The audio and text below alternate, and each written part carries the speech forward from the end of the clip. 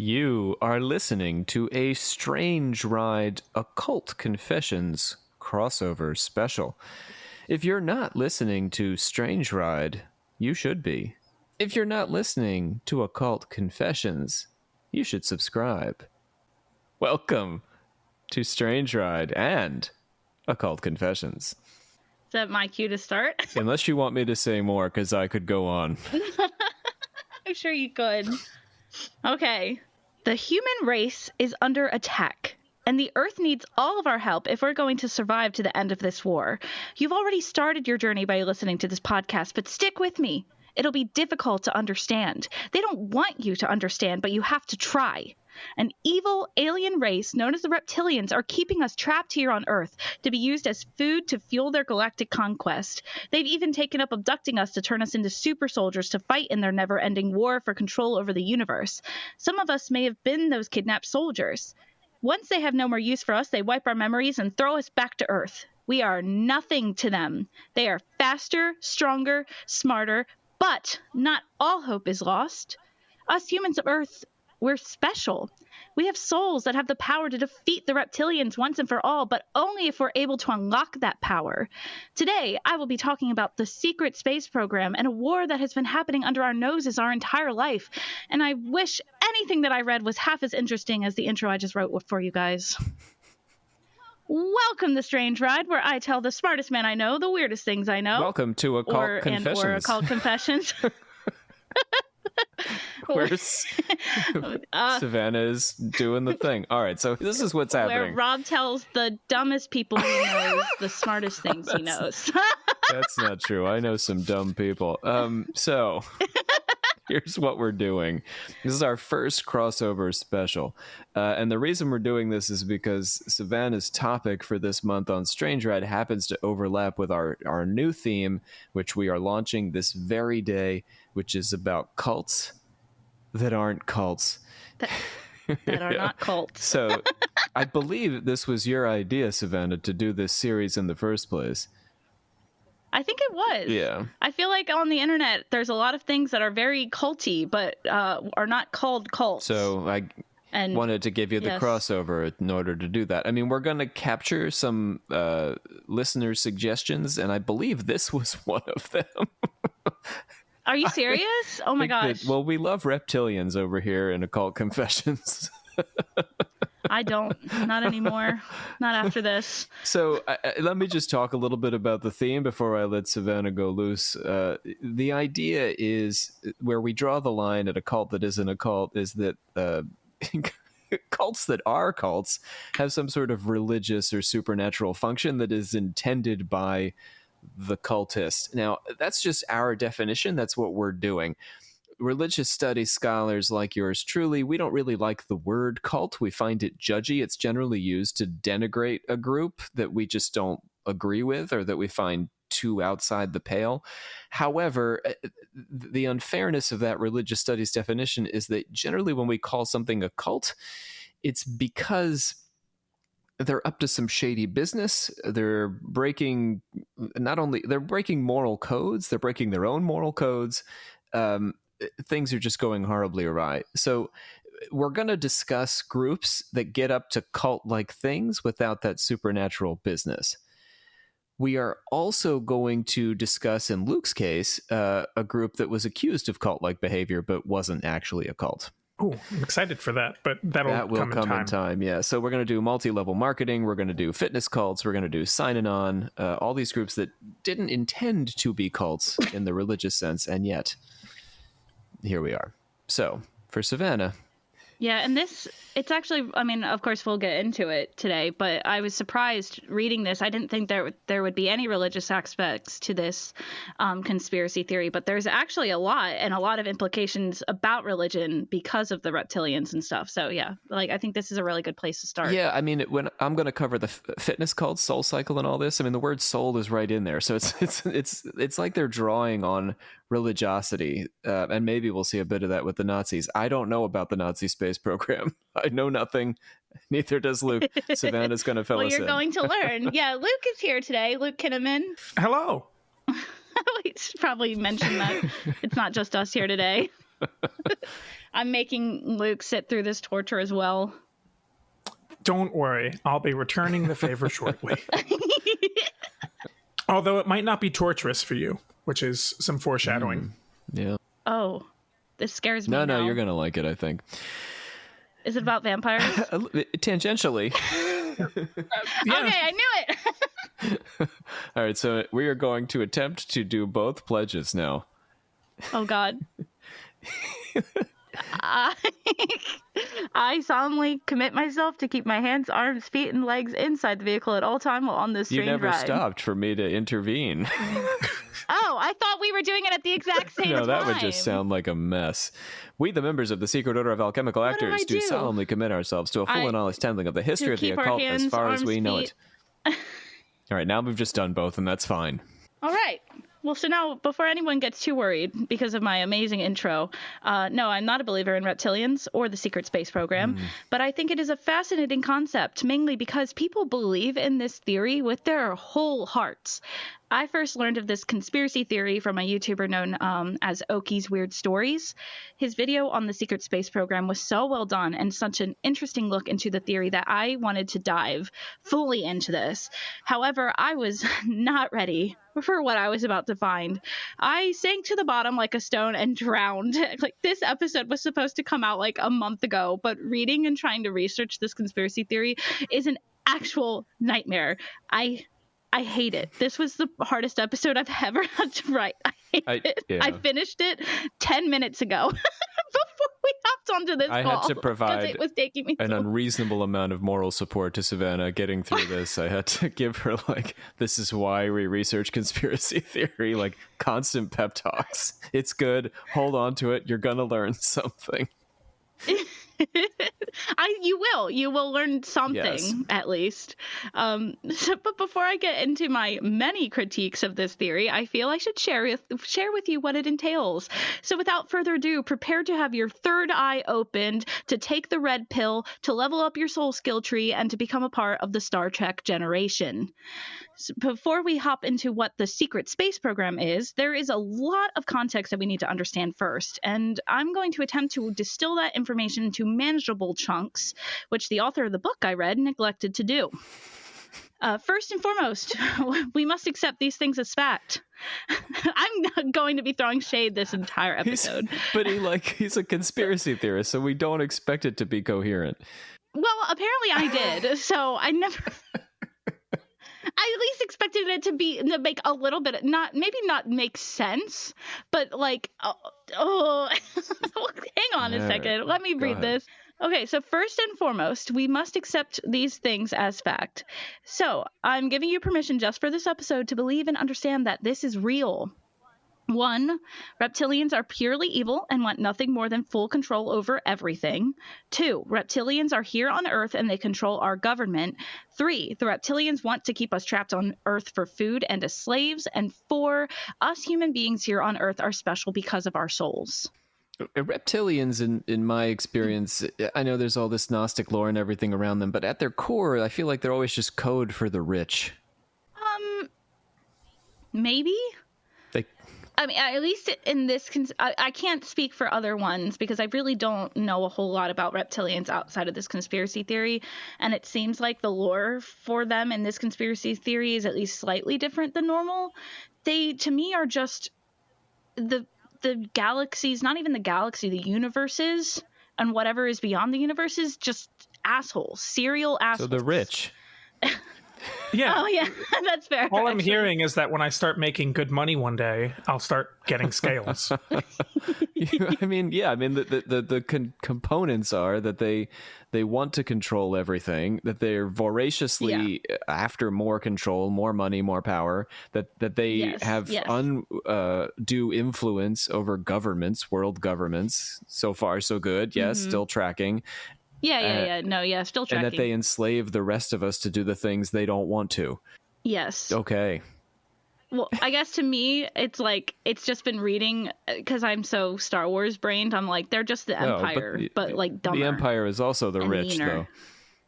though. No, that is fair, But also, like, when I think of Darth Vader, I don't think... When I think of Darth Vader, I don't think of rich, like dark and scary. I don't know.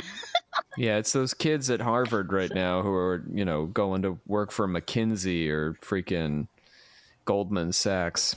Yeah. That's the reptilian. Those are the reptilians. They could do something meaningful with their lives, but it wouldn't pay as well. That is true. But those are just the Nepo reptilians. Their parents got them where they are. It's different classes. Yeah. There's a sort of Nepo reptilian in this conspiracy theory, I will say. But good. So before we get started into all of that, like, do you guys know how humans ended up here on Earth? I thought I did, but you're going to tell me differently. Well, you don't. Yes, I'm going to tell you differently. So, with the understanding of those 4 points earlier, let me paint you a picture of how us humans came to be here on Earth. So, a long time ago in a galaxy far, far away, and I couldn't help myself, I'm sorry, there were very technologically advanced humans living peacefully in the star system of Lyra. But everything changed when the reptilians attacked. And that's another nerdy reference. I'm sorry. I just had to make this fun for myself or I'm going to go crazy. Anyways, the reptilians destroyed 3 planets, killing over 50 million humans. And the ones that were left managed to flee on their spacecraft and actually found their way to our galaxy. Did they destroy them with a giant Mars. black spaceship? Spherical spaceship? Now, it didn't really say how they destroyed them. However, it does say that the reptilians have a planet-sized spaceship, which is literally Star Wars. Now, is this their first or second planet-sized spaceship? What happened to their first one? Was it destroyed? Wow, you're asking of me a lot of questions already. Let's say, yes, it was destroyed, and then they built a second one, but it was destroyed before it was halfway done built, and then they built an even bigger one for the new generation to deal with that was actually the size of a planet. So that's where we are right now. Some kind of rogue snuck away with the plans, and that's how the whole thing fell apart in the first place. This is pre-George Lucas, though? When is this all being written, this theory? It's definitely after George Lucas. Okay, so this is like the 90s? Yeah, this is definitely all straight ripped off from Star Wars. Unless it is factual and George Lucas is a reptilian. This is just his own history. Or George Lucas is trying to tell us what the reptilians did. And he's a cool guy. But either way, he is very rich, so he could be a reptilian. But get this. So the humans that were managed to flee, they fled to our solar system and they settled on Mars and then the planet Maldak that sits right between Mars and Jupiter. Oh, wait, I'm sorry. You've never heard of the planet Maldak? Well, that's because the reptilians tracked the humans to our galaxy and destroyed it. I actually have. The planet Maldak. Have you? Mean, it's sort of in the Zechariah Sitchin universe that that the planets are aligned with Babylonian gods. And that the Babylonian gods, that the Babylonian mythology somehow reflects, or Sumerian mythology somehow reflects cataclysmic interplanetary events, like 2 planets colliding. Are we going there? No, because they destroyed the reptilians, like completely just destroyed it. Yeah, and the planet Maldak, or the leftover fragments of it, became the asteroid belt. Yeah, it's a little bit borrowing from Sitchin, I think, there. Interesting. That's so funny that you've actually heard of it. Okay, but so I didn't. But luckily they told me where it went. So I was like, oh, good. I don't need to worry about that planet. Excuse me. I don't need to worry about that planet anymore because it's exploded. So then the reptilians decided to set their sights on Earth. And on their way to Earth, their planet-sized spaceship flew too close to Mars, wrecking its atmosphere. So the humans living on Mars then had to flee underground in order to survive. So now Earth at this point was a barren water planet, but through giving the Earth a moon, which they apparently literally towed an asteroid over to Earth to give it a moon with their planet-sized spaceship, and other amazing advanced technology that the reptilians have, they were able to have the water recede, creating 2 continents on Earth. The reptilians then let dinosaurs loose onto the planet because that was their source of food. They apparently brought them in their planet-sized spaceship. Aren't dinosaurs reptiles?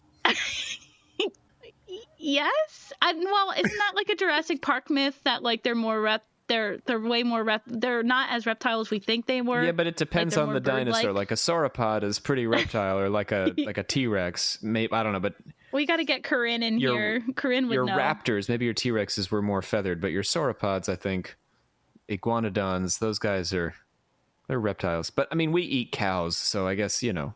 Yeah, I mean, I'm not going to argue with the reptilians. They brought dinosaurs here. That's pretty cool. And you know what? At least this conspiracy theory took the time to be like, yes, I know that if reptilians lived here before, why are there dinosaur bones? Well, that's easy, because the reptilians brought the dinosaurs. Oh, thank you, conspiracy theorist. And that makes so much sense. So the reptilians decided to settle on the continent in the Pacific Ocean and called it Lemuria, or Mu. Little did the reptilians... What? No, just Mu. Yes, making many good points, of course. Mu. I'm just reporting the facts here, guys. Well, there's Blavatsky, so it's like taking from all these different sources. Oh yeah. Well, and then you're gonna like this next part, boy. Rob. So little did the reptilians know that not all of the humans from the Lyra star system fled to our Milky Way galaxies. The ones that didn't ended up forming a group. I don't know what else to call it, but like it's, I guess, like a little government or something, but they called themselves the Federation. And if you want to look at it in terms of Star Wars, it's like the reptilians are the Empire, and the Federation would either be the Rebellion or like the New Republic, which is the government that took over after they destroyed the Empire, which feels like kind of like a mixture of both. But anyway, so the Federation saw what the reptilians did to the planet Maldek and decided to fight back. They didn't want to lose their control over this galaxy to the reptilians, so the Federation sent humans to Earth, and they took over the other continent and called it Atlantis. Oh. Mm-hmm. Yep. Good. So a great war raged where the humans of the Federations and the reptilians battled for control of Earth. The Federation humans killed all the dinosaurs because they were killing their crops, and used electromagnetic weapons to destabilize the continent of Lemuria, causing it to have crazy earthquakes and volcanoes rise up everywhere. So the reptilians knew that they were beaten and fled to live underground, where they would wait for their chance to strike back. The Federation humans then proceeded to build a utopia on their continent, and it became the city of Atlantis. Things seemed well until the reptilians revealed that they were living right underneath Atlantis' feet, and they now also had electromagnetic weapons. Somehow. And they used those weapons to drag the beautiful city of Atlantis into the ocean. That's right, the reptilians are responsible for the sinking of the lost city of Atlantis. Wait. So I have a geographical question. Yes. There's 2 continents on Earth at the moment. Yes. One of them has fallen into the sea. Yes. There is one continent. Is it Pangea? Before they start breaking apart? Well, there were 2 continents. There was one's one now in the sea, left. though. Yes, so now... Yeah. So now we just have one continent. Yes, that is covered in volcanoes and earthquakes. Yep. And dinosaurs. No, not dinosaurs anymore. The Federation killed all the dinosaurs because they were killing their crops. Oh, I thought they had only killed those in Atlantis. Oh, maybe, but I feel like once the Federation probably took over, they probably like went and cleared it. I'm assuming this is me, I'm a secret space program reptilian expert now, so I feel like I have the authority to say that the Federation probably went to the other continent and cleared off all the dinosaurs there too, and maybe used their electromagnetic weapons to calm down the earthquakes and the volcanoes a little bit, and then that's when the reptilians were like, well, haha, we're back, and then they dragged Atlantis into the ocean. But so now, how did they do that? First of all, on behalf of my daughter, that was kind of an asshole move, killing all the dinosaurs. Second of all... I know. I second that for my own daughter. Second of all, did the reptilians set up a giant, like, Wile E. Coyote magnet underneath Atlantis and turn it on? And it like, what were the mechanics of that? I'm just going to say yes. They were Wile E. I swear on my life, the book did not tell me how. It literally said the reptilians strike back. So the guy was even making Star Wars reference in his own fucking book. And like, it was just like the reptilians had electromagnetic weapons and they dragged the city of Atlantis into the ocean. But it's like all it said. I don't even know why they needed to do that. They had dug this vast series of tunnels under Atlantis. If they just sort of knocked out the supports, it would have done the same thing, right? Essentially, but then it probably wouldn't have been as dramatic. And then also, us humans today would be like, well, how did the lost city of Atlantis sink? Reptilians. But they definitely had, they got dynamite technology if they were able to get up to... They did, though. They have like this amazing underground city, and to the point where I was like, well, if they can both live in harmony there, then why do they need to attack each other? Like, what? Like, and the book was like, the reptilians are pretty happy living underground. They're used to it, especially on their home planet. And I'm like, then why do they want the whole planet then? But it's because of their greed. They're insatiable. Well, weren't we also living underground while we were on Mars? Yes, and they're still there. I don't quite understand what happens to them. Actually, maybe, now that I think about it, I think maybe the Mars people did come to Earth and live in Atlantis. Maybe.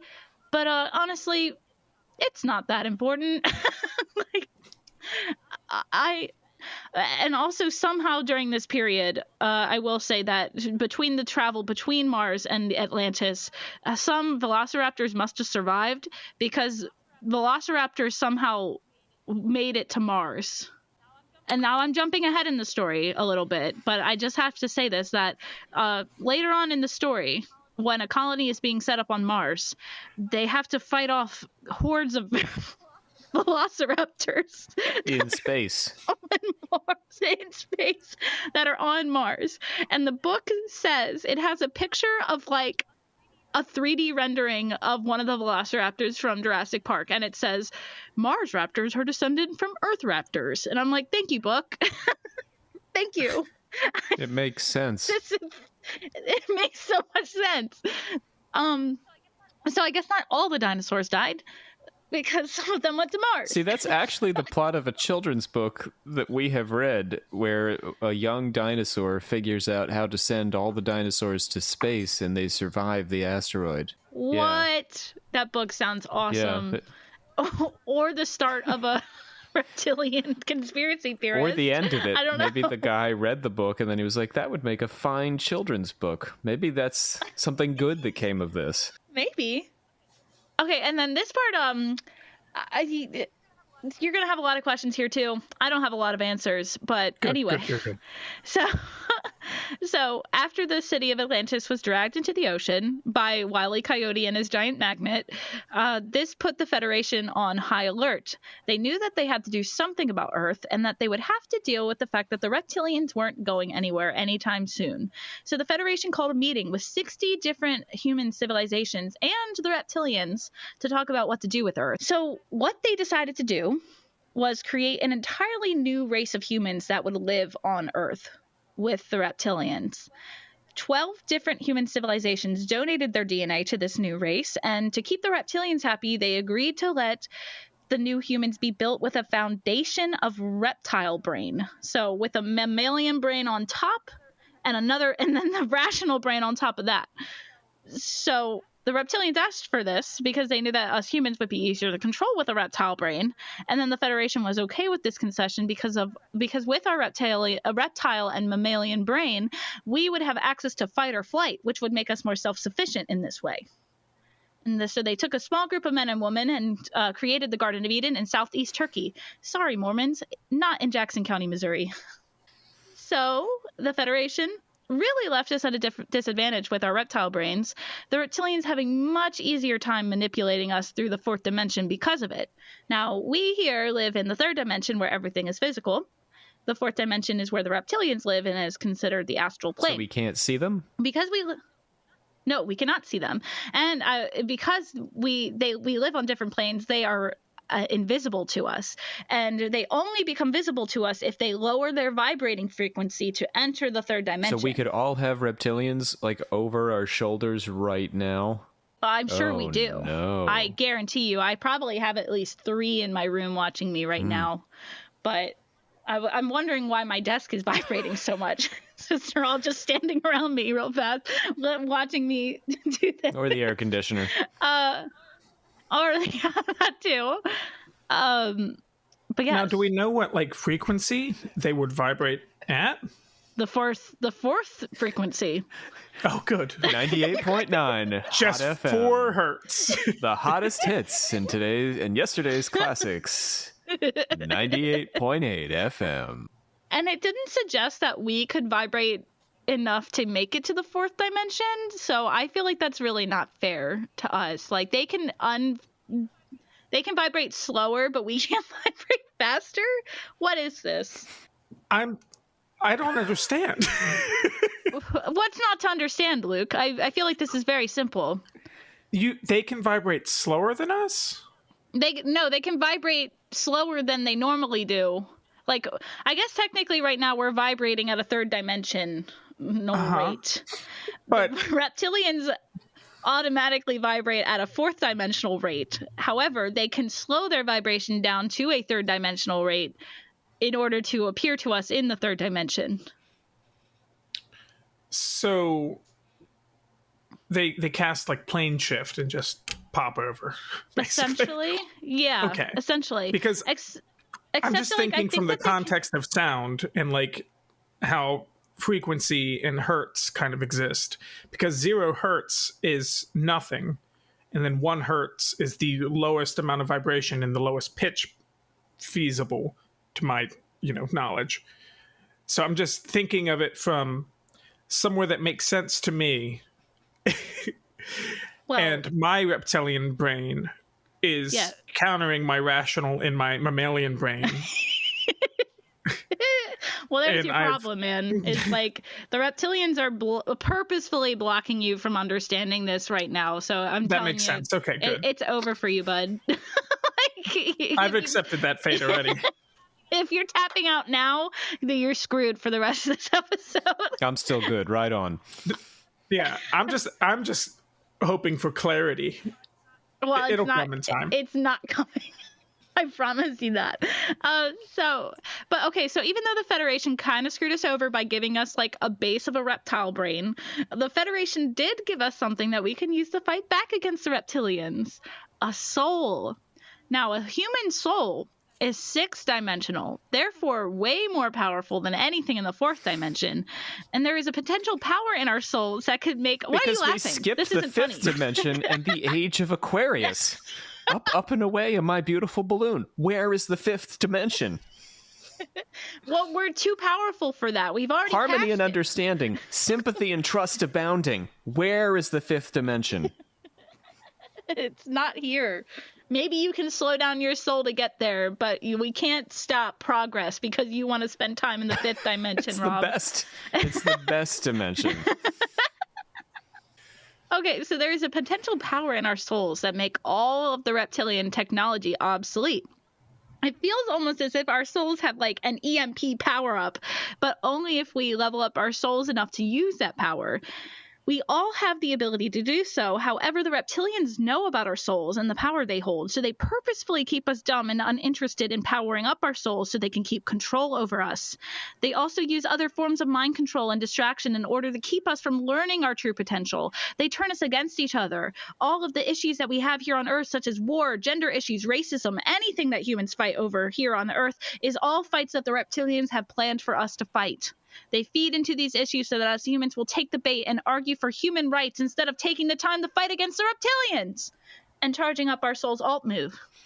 So this is more Gnostic. And now, this is Gnosticism, straight and simple, that we are caught up in material things and we don't focus on the spirit enough, and therefore... Sort of, but like... I wouldn't say that like racism and gender issues are material things. Like, I mean, I guess technically they're they material are, conditions. But like, class or true. like race is entirely about like a literal physical skin color. That's all there is to it. You know what I mean? Yeah, no, that's fair. That's fair. It just feels like not. I don't know. It just feels slightly different. The antidote to mind control broadcasts is connecting with your inner spirit and developing your spiritual self every day with higher emotional qualities like empathy and compassion and genuinely caring about what happens to the human race and the planet. And I feel like this is contradictory because it just told me that all the fights that we're having here on Earth are made by the reptilians. But I feel like, you know, with empathy, I care whether or not people are mean to other people because of the color of their skin and their gender and all this other stuff. So, I don't know. I'm a little confused by that point. You need to quit. It's like you need to intervene and be like, but race is socially constructed. And then everyone will be like, oh. Oops, my mistake. Rob, you've solved racism. What do we do now? Oh, well, we fight the reptilians. Shit. We should have been doing that all along. I know. Oh, but then the reptilians come in and they're like, oh, but what about this? And then we're all like, back at each other's we start fighting again. over something else. So Which Star Wars movie is the best? If we're in the 6th dimension, our soul exists within the 6th dimension, right? Yes. Mm-hmm. If we tap into this empathy, as you said, we're gonna finally use our alt move. We've been charging up our special. Yes. Would that give us the ability to perceive the reptilians in the 4th dimension once humanity has finally, let's hypothetically say that everyone finally gets along and stops being little shits. Once we finally get there and everyone is willing to accept everyone else and everyone is at this peak enlightenment of humanity, then can we go in and fuck up the reptilians? I'm assuming yes.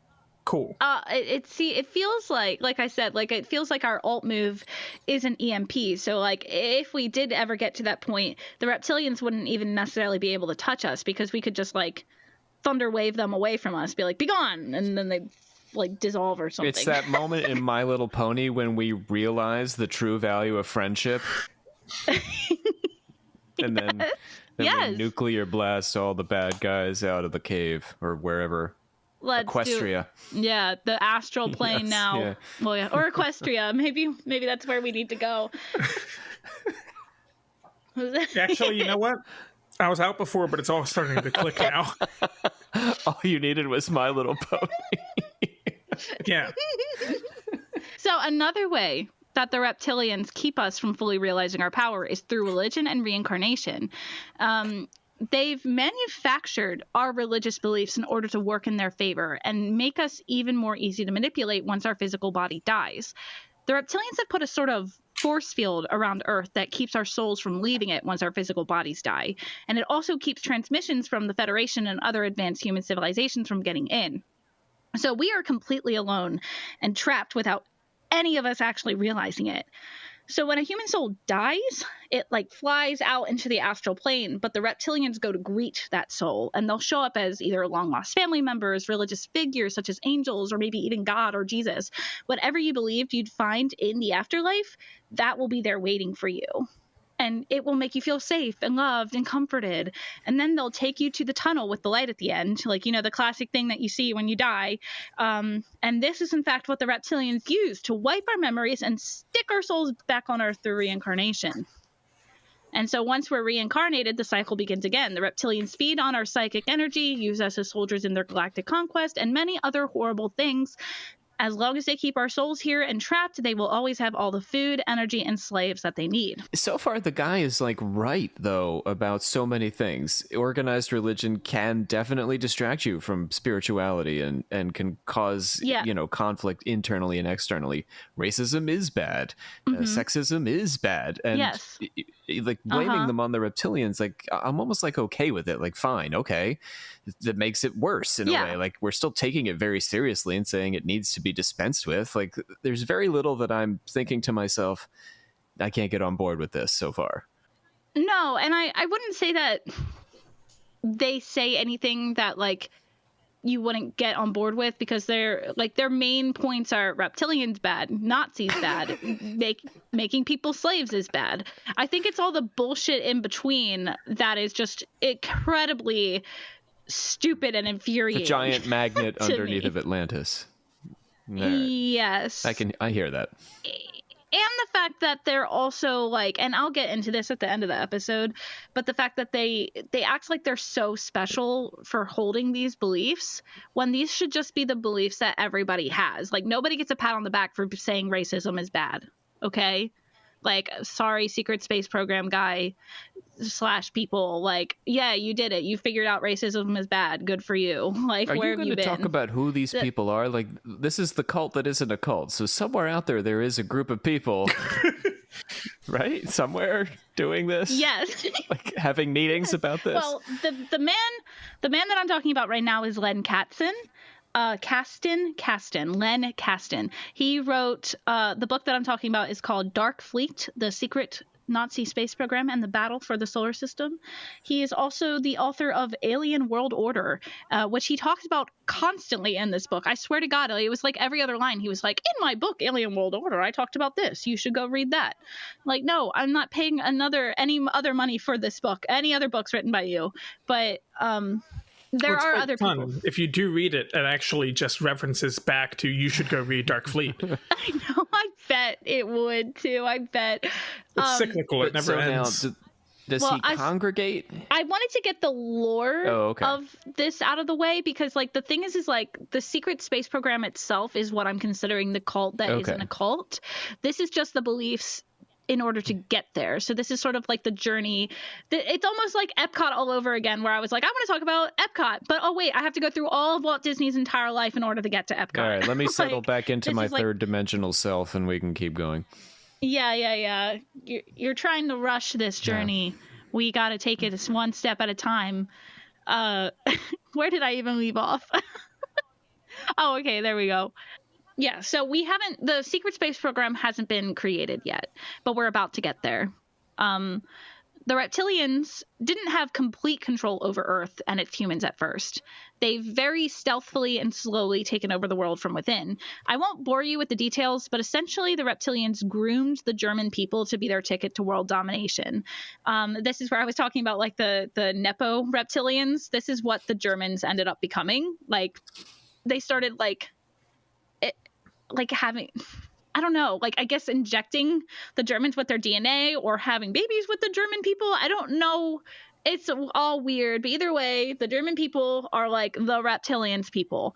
And but they do, because they're so perfect. There's a genetic blend, though. That happens somehow. Okay. Yes, there is. The reptilians led to the rise of the Nazis, and although they didn't intend for the Nazis to win World War II, it was in a very important role that they had to play. They used the Nazis' fascination with mysticism to manipulate them even further, ensuring that their causes would line up with the reptilians. And now this has got to be my favorite quote in the entire book. Because of the Nazis' fascination with mysticism, they were doing like these rituals to consult with demons and angels and blah, blah, blah. So here's the quote. The reptilians are known to inhabit the fourth dimension and to masquerade as demons to impress the gullible occultists. They could not reveal themselves as aliens because the idea was much far too outside the comprehension of these eager beaver demon seekers. Isn't that quote just wonderful? EBDSs. And I was talking to Rob about this earlier, and I was like, I'm going to start calling you and the Confessors all eager beaver demon seekers. Like, that's just my new name for all of you. I love that so much. It's amazing. Be a good bumper sticker. It would be a good. I'm an eager beaver demon seeker. With the logo next to it? Yeah. Yeah. New merch alert. Let's go. Yeah. Thank you, Len Kasten. So the idea, though, is that all occultism is ridiculous. It's odd, though, because occultism, I mean, when we think about the, like, alien cults, or the alien belief systems, the UFO not belief systems, they take the spiritual and they physicalize it and say it's actually aliens, and aliens are real physical things and they exist in space. And like the Raelians and stuff, like they take the whole Bible, or the Urantia book, they take the whole Bible and they say we can explain this in physical terms with spaceships. However, this theory is not giving up on a soul and the power of spirit and this altered dimensions of soul, right?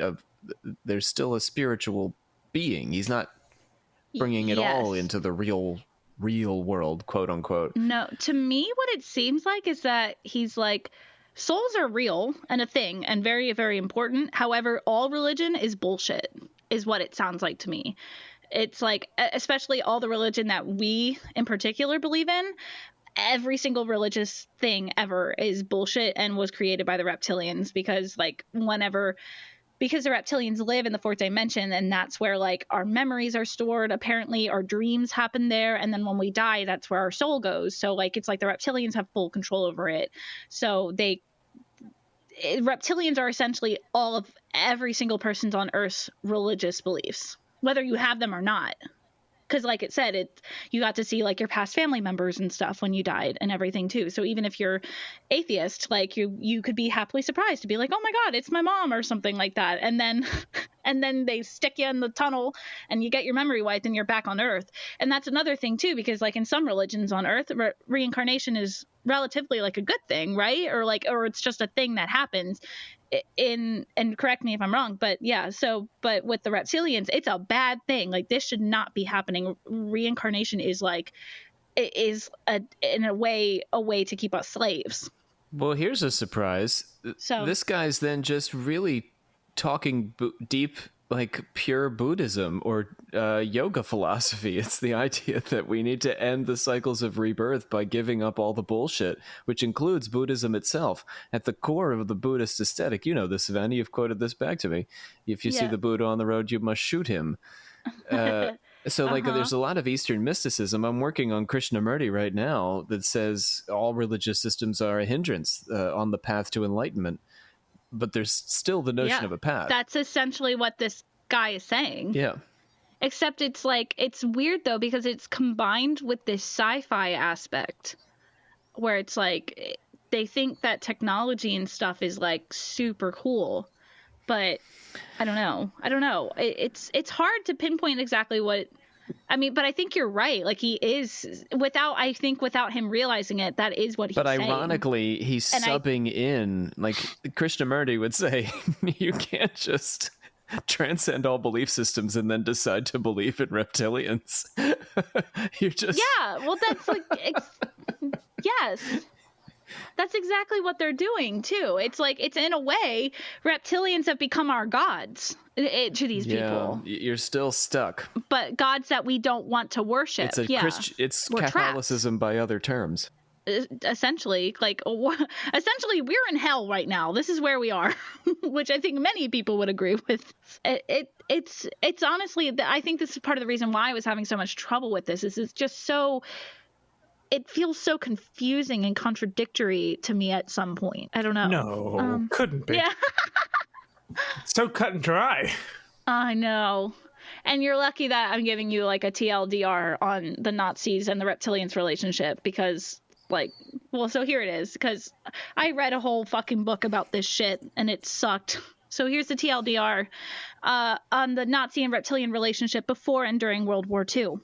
The Nazis are huge believers in occultism and believe they're communicating with demons. We know now that they were really talking with reptilians.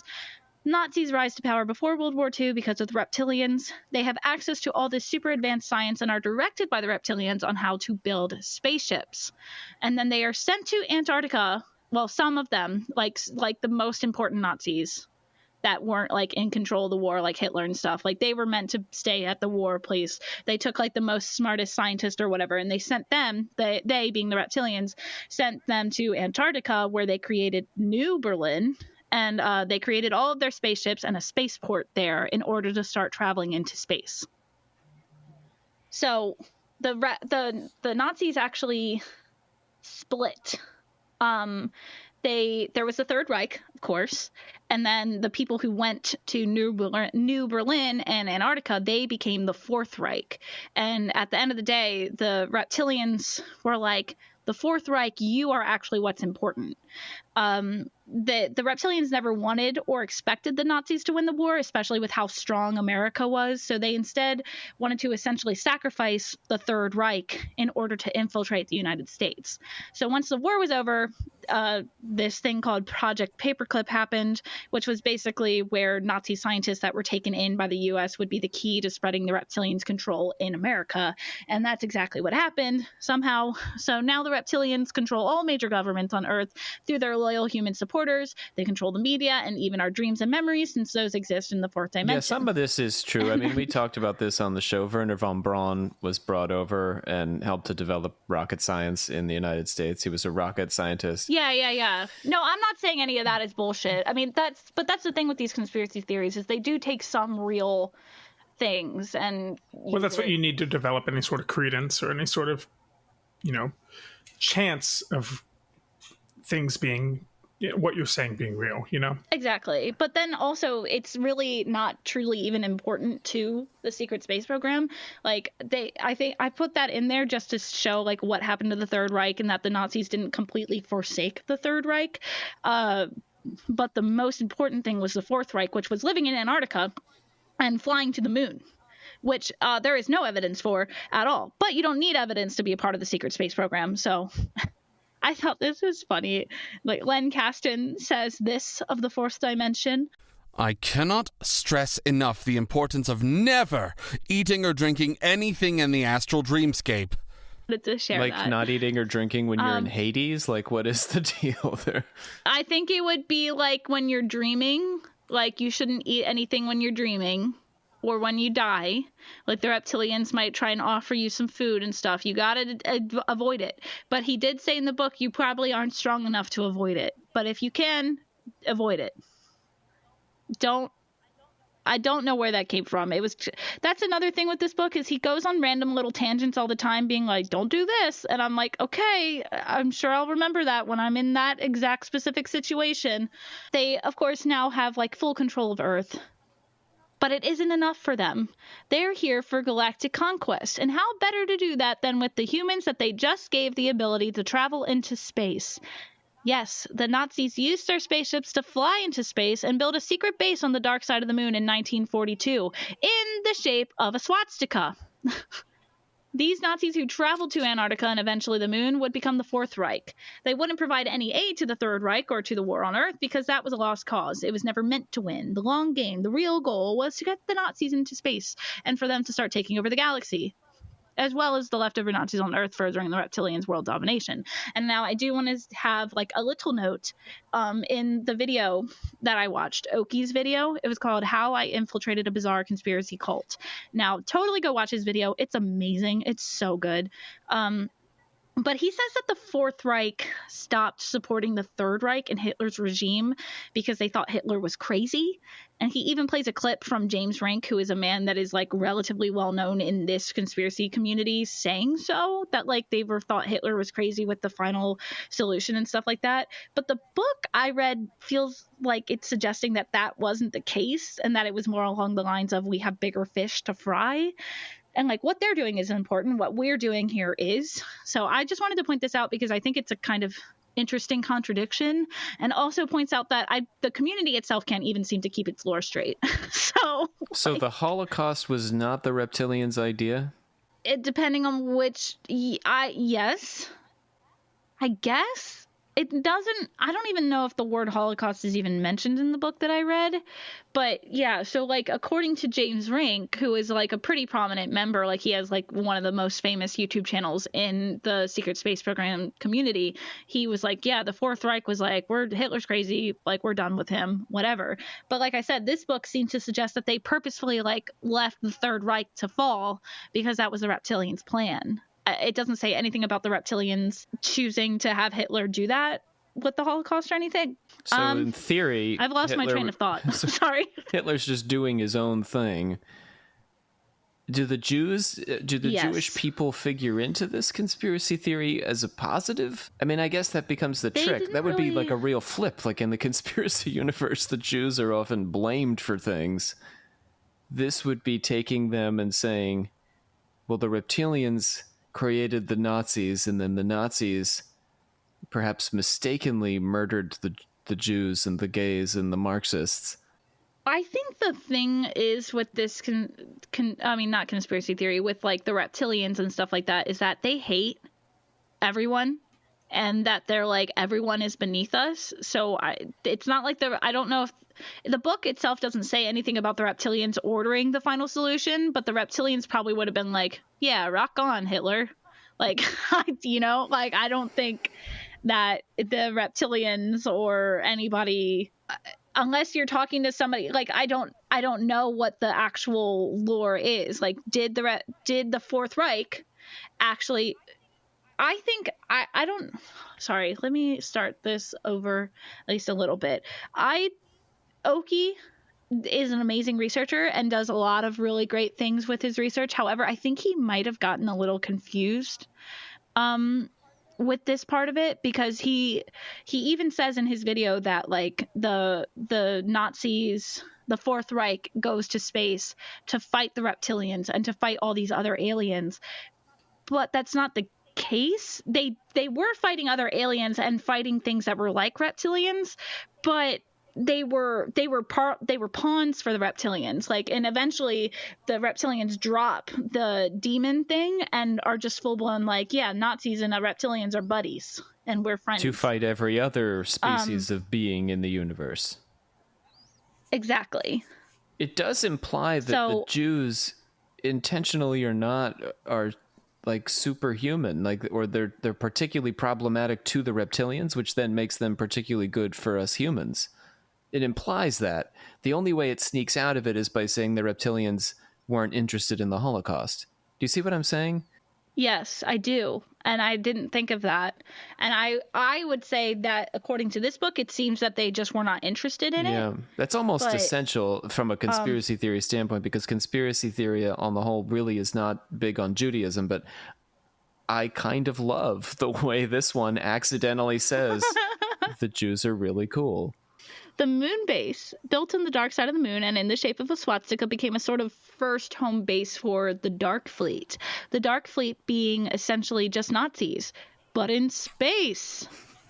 Eventually, the Dark Fleet became technologically advanced enough to travel to Mars. And here is a quote from the book about how long the journey would take in one of their spacecraft known as the Haunebu.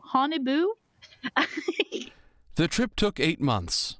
Because, after escaping from Earth's gravitational pull, they turned off the tachyon engines and basically coasted the rest of the way. He, Terziski, says that if they had continued under full power, the trip would have only taken 2 to 3 days. That seems hard to believe, but we really don't know anything about the tachyon engines. Fair. Oh, that seems hard to believe, sir? Okay, thank you. Okay. There was a lot of little things that he would say in this book. He would say something and be like, but we don't really know anything about this. So, like, yeah. Like, what? Why? Why is this in here, then? Why are you making me read this? Okay, so then, the Germans were on Mars and started building their colony mid-January 1946. And this is when they were attacked by a bunch of velociraptors that somehow were descendants of the Earth velociraptors. But anyway, they took care of those guys. And then by 1975, the colony grew and became a huge facility known as Ares Prime. The book, of course, provides photo evidence of this city on Mars. And I shit you not, it is genuinely nothing but pixels. Like, the only thing that you can see in this photographic evidence is something that vaguely looks like that one picture of, like, the Loch Ness Monster. Like, that, I swear. Like, whenever I look at it, all I see is Nessie. And I'm like, this is... And at this point, I feel like I've started to lose my patience. And I'm going to get even more snarky than I've been. But I will Nessie hold out a little... lives in a giant swastika on Mars? No. No. I'm sorry. The book that I read, Dark Fleet by Len Kasten, he put in real photographic evidence of Ares Prime, the city on Mars. However, it is so pixelated that it looks like the one picture of the Loch Ness Monster. Himself? Did he go out on his front lawn with his Nikon pointed toward the Mars? Or the moon, sorry. I can't even tell you. I need to find this picture and send it to you guys. It's literally nothing but pixels, but there's one dark thing in the center that I swear to God looks like Nessie. Well, it can't be Nessie. It's obviously a space raptor. Right. Yeah. You're right. It's the raptors. How could I not think of that? Luke, you've like opened up Maybe my it's their eyes. mortal enemy, the space plesiosaurus. Mm. No, they use them as food. Right. That's what Space Stegosaurus watches as they do battle at the edge of Space Lake. So at this point with the Dark Fleet, the reptilians have dropped the whole we're demons thing, like I said earlier, and they're just full-blown partners with the Nazis, and together they police this galaxy and plan on working together to take over even more galaxies. But of course they can't risk their own hides to go to war with every galaxy ever, but they know the perfect people who they can use to do so. Maybe an entire planet of expendable people who don't realize they're trapped. Well, And now we've reached what I truly came here to talk about today, the secret space program. How many hours in are we? One. Exactly one. Oh, wow. So everything that I've shared with you so far, we only know because of the people who are free now and have escaped the secret space program. The whistleblowers. The reptilians will kidnap or even create in immoral science experiments people who they will brainwash and train to fight in their armies. They trick you into signing these contracts that keep you bound to them for years. You will fight, you will kill, you will be experimented on, you will be tortured, and when your contract is up, they will wipe your memories, de-age you to the exact moment you were taken, and plop you back in time. It would be as if all those years of servitude never happened, and you yourself and everyone around you would never realize that you were gone. Do I get paid? You got $1.50 in your pocket. I come back and I've got like $6 in my wallet that wasn't. I actually wouldn't mind that, because from my perspective, I did nothing to earn that $6. Yeah, it's just suddenly oh look, sick. Wait. So do you think that like anytime you like accidentally find like a $20 bill or something in your pocket, you've just done 75 years of space That's labor. what happened. I love this. This is canon now in the secret space program. But they only pay you if you did like an extra good job killing people. Yeah. So maybe that's why most of us don't get the money. And Kasten has to say about this. Kasten has to say this about you being kidnapped and trained and tortured for years. So a person might be left with unconscious new skills, but the experience can't be put on a resume. Why not? I mean, yeah, I can't remember them, but like if I just you can't remember them, can suddenly speak a new language and I have this new skill, I'm going to put that on a resume. Absolutely. But what if that new skill is like killing people? You know, like that would not be a good thing to put on the resume. Self-defense. Okay, but anyway, so this is where we get our whistleblowers from, is the people who they've come back to Earth, they were de-aged, they were put back in time. However, these people, the whistleblowers, are stronger than most people, and they somehow manage to retain their memories. So have you guys seen Total Recall starring Arnold Schwarzenegger? That is what the secret space program is. So essentially, like, guy is like he finds out that he was like a super soldier or something like that, and goes berserk while people are like trying to kill him because they don't want him to know that like he was a super soldier or something. I've actually never seen the movie. I just looked up the synopsis after reading about how the secret space program basically stole Total Recall's idea and story. But that's what it is these people are just living their lives with normal people, and then one day they somehow recall that they were once super soldiers in the secret space program, and the reptilian and the Nazi armies. But Arnold Schwarzenegger is Austrian, so isn't it more likely that he recalled his memory of having been a secret slave for the space program, and in so doing created his character for Total Recall? It is possible. The guy, he makes a point in this book about how the guy who wrote the book might have been like he was a whistleblower. Fair enough. And he said, we got to get somebody with a German accent. And they were like, well, we got Arnold, and it's Austrian. It's close enough. We got Arnold. And also, that's what all these people who are whistleblowers, they want to see themselves as Arnold Schwarzenegger. Because, like, you know, he's like the guy, right? Like, he's like, when I think of a strong person, I think of him. So I think that's what these people see themselves as and want to be. Incidentally, is him. Conan the Barbarian, the character, was initially the guy who fought with the reptilians in science fiction. Howard created the character of Conan the Barbarian and created the reptilian in the Conan stories. And then in the original movie, you'll notice that James Earl Jones is a snake man. Savannah, have you seen the original Conan? No, I have not.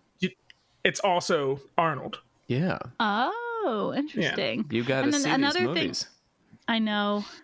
I thought about watching it before this, but I couldn't.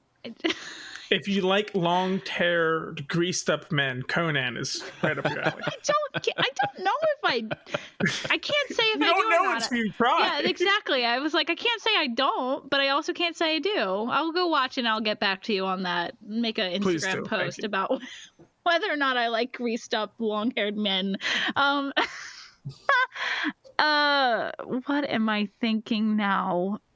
Oh my god. Oh, another movie that it references is Encounters of the Fourth Kind, and it said something about like Steven Spielberg like getting secret documents and writing that movie based off of those secret documents. So apparently that movie is also like trying to be a whistleblower about the reptilians and stuff. I've never seen that movie, so I don't know. Yet another. So there is also go ahead, Rob. Another pro-Jewish comment there. Go Spielberg, go. Yeah. Oh, wow. But there's also, given that a lot of, what Kasten has lifted from Star Wars, Spielberg and Lucas kind of each went in on each other's film for that because they were both fearing that their films were going to be flops. Right. Yeah. So a lot of Hollywood lore. Original. Yeah. Yeah. They like Hollywood in this conspiracy theory. Which is strange. They generally hate Hollywood. Yeah. I know. Yeah, or at least they like those couple of movies. But honestly, I think part of the reason why they like Hollywood is because their lives, if actually factual, are very like E-rated sci-fi movies. So like I think that these people are just fans of bad movies. Not saying the Total Recall and whatever, the Encounters of whatever and stuff are bad movies. I'm just saying like it just seems like that they enjoy watching movies. These people who say they are whistleblowers. And it's like a big goofy sci-fi plot. It's not like Alfred Hitchcock. I get what you're saying. Yes, exactly. It's not a Kubrick. We're not dealing with Hal out in space. It's like, it's even more like, there are some episodes of Doctor Who I like. It's like cheesier and dumber than most episodes of Doctor Who. So like easy there, it's like, confessors, easy. I like Doctor Who, I do, but like some of the episodes are not always great and they're a little cheesy. This is like far beyond that, and then it's R-rated because they're constantly like slaughtering these other creatures and shit in space. But anyway, so through meditations and paying a ton of money to people like James Rink to help guide you back to your memories, you can relive your life in the secret space program and remember everything that they purposely tried to keep from you.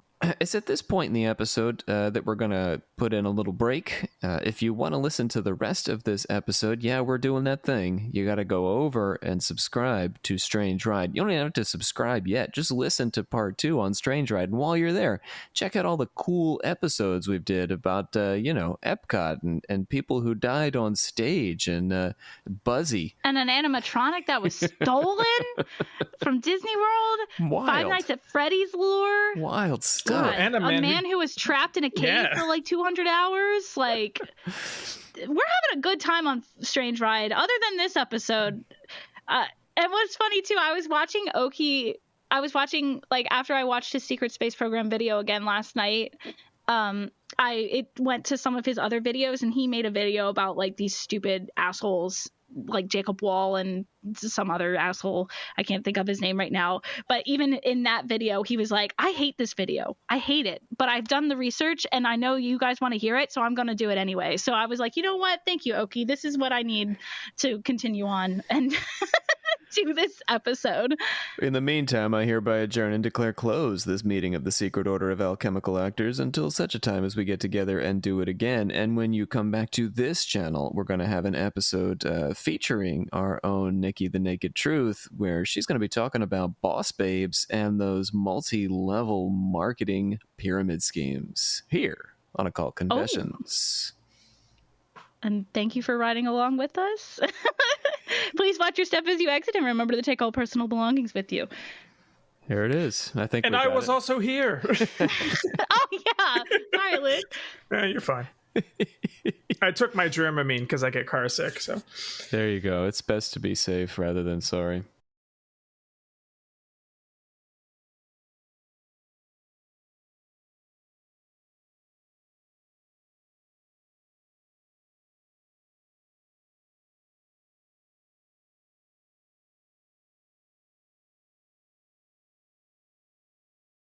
The German colonists in the 1940s encountered armies of raptors when they first settled on Mars.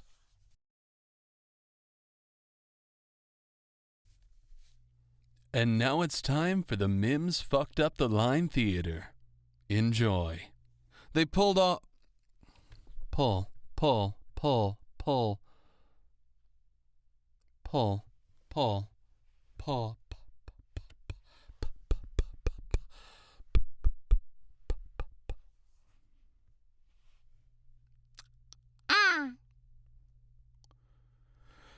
The reptilians are known to inhabit the fourth dimension and... I'm a voiceover actor. I can say words. Fuck! The fuck am I doing?